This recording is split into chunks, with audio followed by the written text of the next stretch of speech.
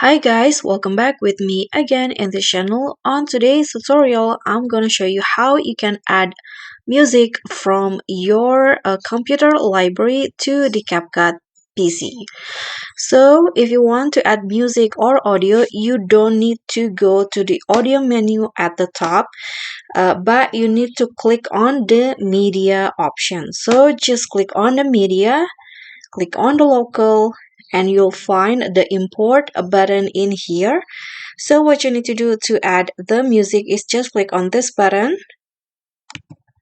Okay, and then you can just select the media resource. So find your file, your music that you want to edit. Okay, for example, I want to add this song by SZA. Just click on the file and click on open.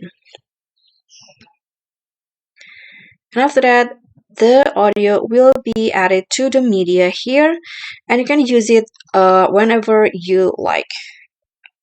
If you want to use it, just click on the uh,